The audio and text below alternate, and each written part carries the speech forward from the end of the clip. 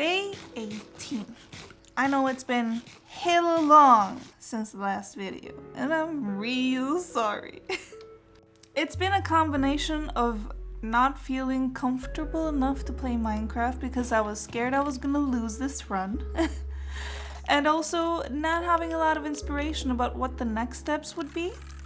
But I couldn't stall this any further, and here is day 18 with me prettifying the iron farm because I didn't want it to be made out of dirt. The design I want for this build would be like a giant iron golem head, but we'll see how it goes really because it's a big project. It took the entirety of day 18 just to get the perimeter down.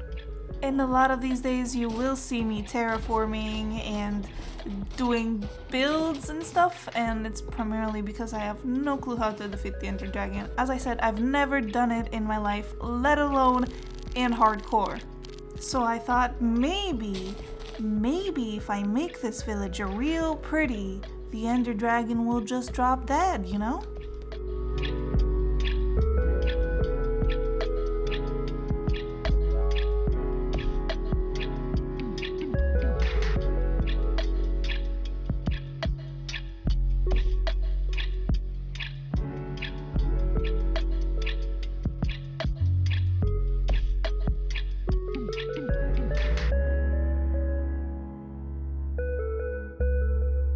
What I really wanted on day 19 was some dripstone. My goal was to make infinite lava so that I can have infinite fuel for everything.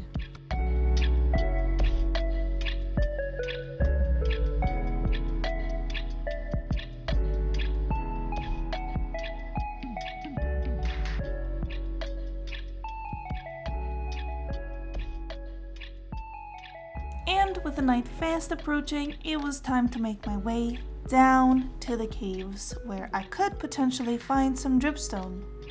But the cave was big and scary, so instead I decided to mine some more, until I gathered up the courage to try and make my way down to the big scary cave. As I was staircasing down, I started hearing skelly noises, and it turned into skelly shots, and the skeleton brought a friend, Creeper, and then the skelly actually shot me, and I was shitting my pants. I decided this was way too much for me, and I didn't want to lose the run to finding dripstone, which would make for a pretty pathetic tombstone.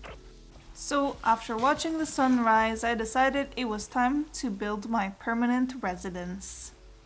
Day 20 started as all good days do, with a bunch of terraforming.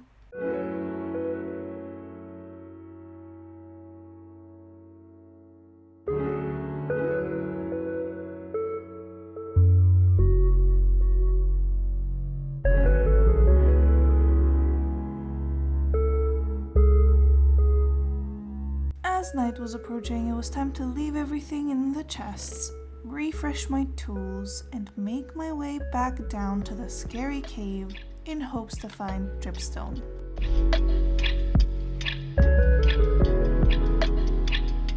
Sadly, minding their own business is not something the residents of this cave know how to do. Things got pretty scary down at the caves, especially when my shield broke. But, on a good note, I found lots and lots of ores. In my trip down to the caves, I also found a mine shaft, which was very exciting and scary. Pretty early on, I did find a zombie spawner, which was nice and scary. While looting almost everything that this mineshaft had to give me, I did start hearing spider noises, and pretty soon found out where that noise was coming from. As you probably already know, there are a lot of things to be scared of in hardcore Minecraft, and the worst thing you can ever do is underestimate your enemy. There is not much I can say about this. Just sit and watch me just get obliterated by 2 poison spiders that for some reason I thought were easy kills. I do not know where this misplaced courage came from, and you may sit and think, is this gonna be the end? It took me 21 days to even go caving in the first place. And after that entire ordeal, my first thought was, hey, I need to go back there. I had to prove I was not a wuss. Looking back on it, it was a horrible decision. My heart could not take any more of this, so it was time to make my way back up. And it was gonna be a long time before I ever set foot down there again. To soothe my nerves, I did what I know best. Even more terraforming, obviously. All I wanted was to put the cave behind me and actually start building my base.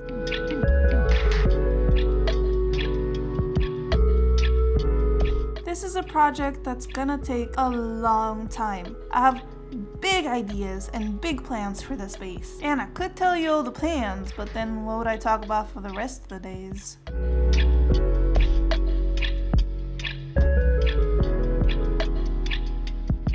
What I needed to do was clear a bunch of space, clear the trees, and make a large enough flat area without making it look too flat, of course.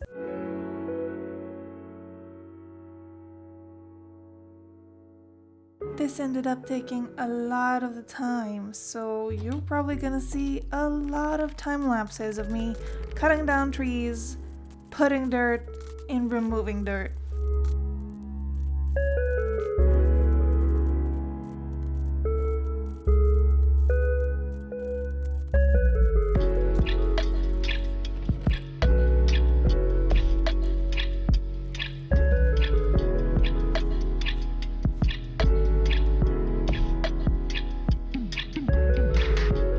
After getting all of that done, and once I thought I had a flat enough area for my build, it was time to get ready for an adventure.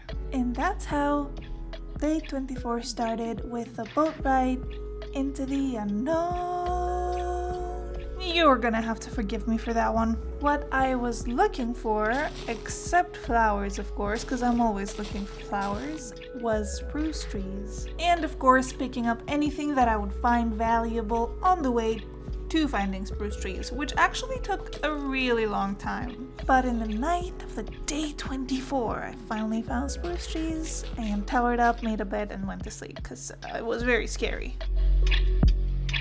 With the morning sun of day 25, I decided it was time to get down and break 1,000 billion gajillion spruce trees. My priority was not getting spruce logs, but I did need a lot of spruce saplings, and when life gives you stone, make lemonade? I ended up spending a good chunk of the day just chopping down spruce trees.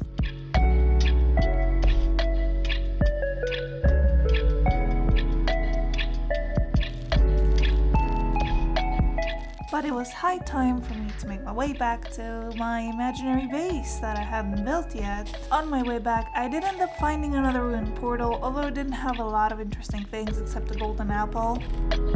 As night was approaching, I saw this huge ravine, but even more interestingly, when I looked up, the sky was just so magical.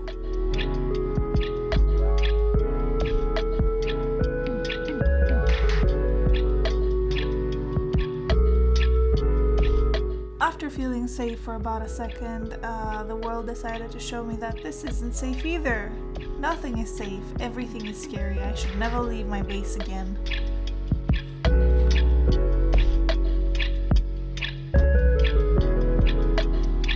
And after being attacked by nature in multiple ways, I decided that the best thing I can do since it is night is go caving. Yay! Luckily, it was a lush cave, and I love lush caves. They have so many materials that you can use to decorate everything. My inventory was really full, but I still went down there and still decided to explore. It wouldn't be a cozy scary adventure if I didn't bump into a zombie and a creeper that were chasing me, but thankfully they didn't know how to swim. Things only got scarier from there actually, I'm gonna be honest. So witness me attempting to survive with chill music.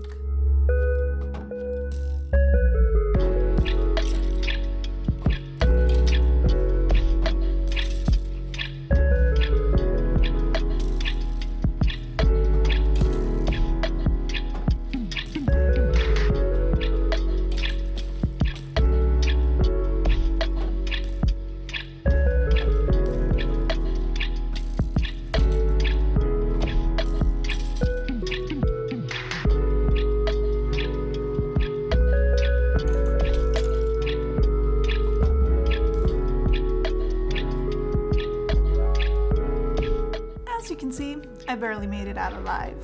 But day 26, let's get back home.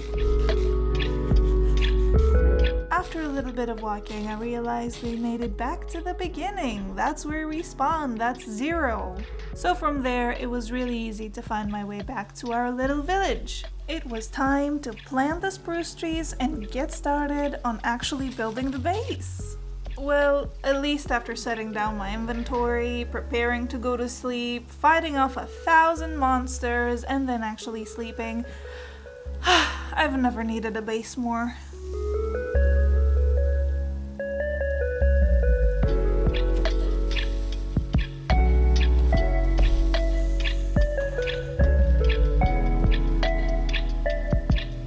After almost getting exploded twice in the night, day 27. And it was finally time to set the bones of our base down.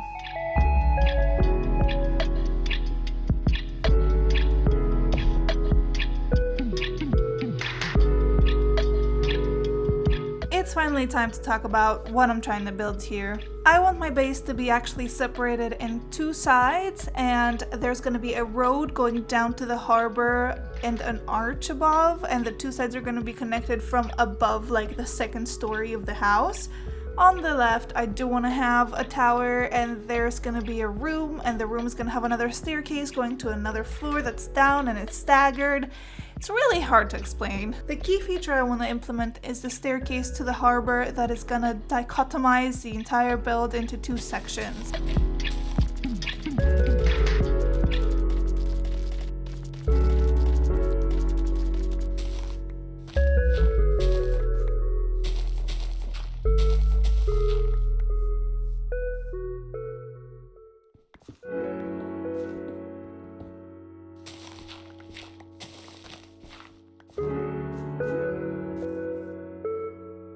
A lot of the next few days are just gonna be me messing around and about with the build and how I want it to look, and I hope you see the vision, but that's about it, really.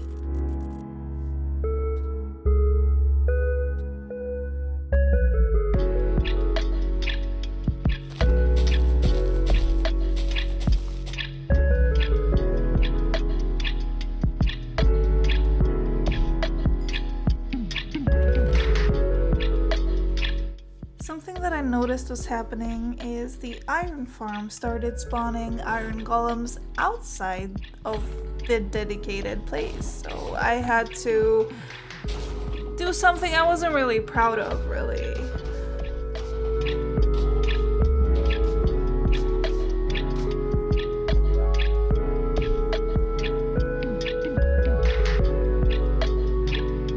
As you can see, I started building up the arch walls that are gonna be going down to the harbor, building section by section slowly. I'm gonna texture the walls after. I don't want them to be purely made out of just stone.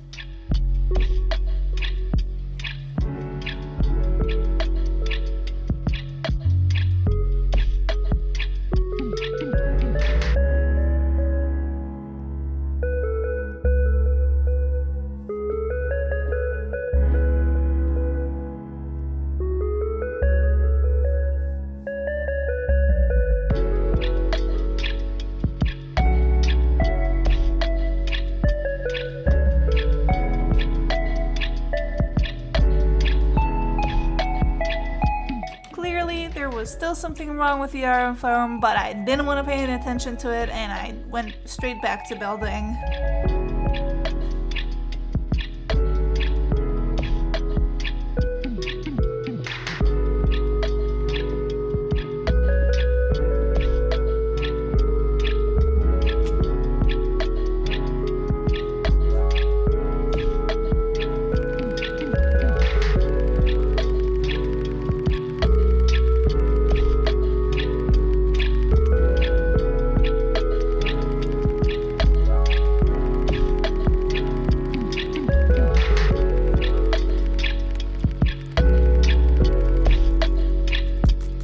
Time to make a temporary fix for the iron farm. I didn't want to lose a lot of iron because I would be needing it for the actual iron farm build. So what I decided to do to fix it was to put a bunch of dirt around it, make it into path blocks, And then also put path blocks all around the perimeter of the area.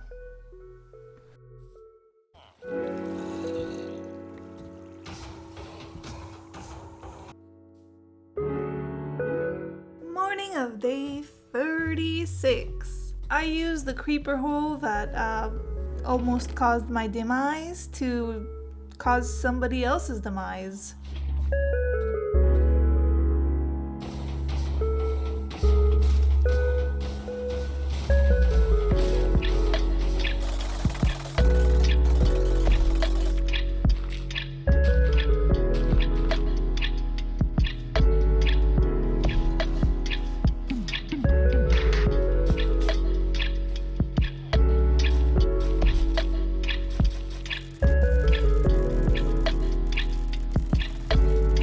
After finishing this very tedious task, it was time to go back to building the base. I wanted to take a break from placing all that stone, so I decided it was time to make the door to the house, to the house base.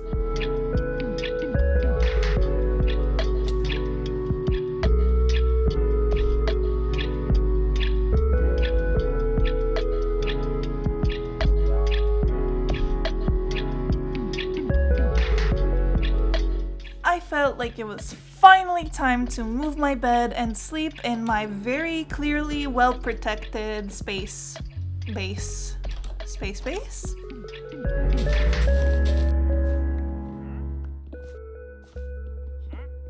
You are not mistaken, that is the sweet sound of a traveling merchant, and one with dripstone at that. This was a very game-changing for us because we have been wanting dripstone for many days. Actually, it's been almost like 15 days. It looks scripted, it looks like I coded him in, but what I really needed now were emeralds, and I didn't have any. So it was time to make some trades with the local villager population.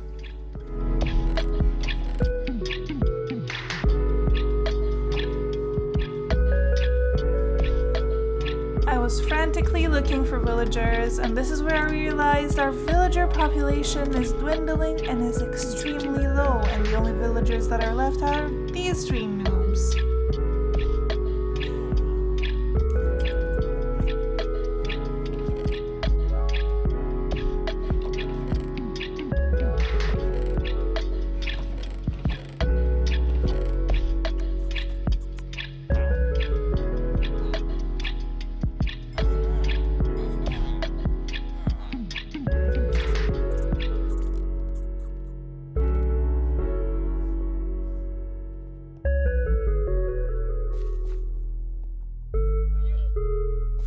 At first, I thought I lost the trader, but thankfully I heard his companions and made my way to him. Thank God he was still there, honestly.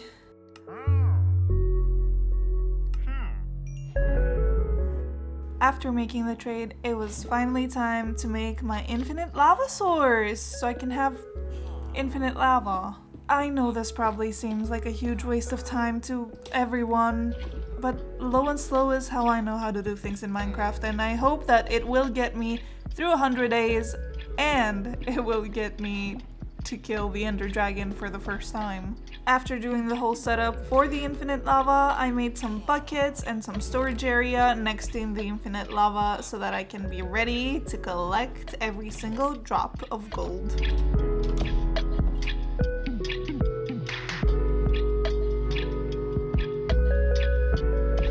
Day 39. I had to make sure my iron farm was working because I would be needing a lot of iron if I was to ever complete this build. And by this build, I mean the actual iron farm itself. I needed to make the transition from stone and cobblestone and stuff into the actual fully iron golem head. This is pretty much exactly how I wanted it to look like. I just need to do that on the other side, but I didn't have enough iron. But it was time to go to sleep, and to my surprise, we had a new villager. This was very good news as our population of villagers was low, but I still had to borrow their bed for the night. Morning of day 40, it was time to light up the inside of the iron farm just in case, and I did a bunch of terraforming around the village. I think it was time to give these people a real place and a real home because I didn't want them dying. And this is how day 40 began and how day 40 was going to end. To make a roundabout to the beginning of the video, I'm sorry again for how long it took me to upload part 2. I'm hoping it's not gonna be the same for part 3. Otherwise, I'm gonna need to make a recap part in the video at the beginning. But thank you everyone for watching, and I hope to see you on part 3.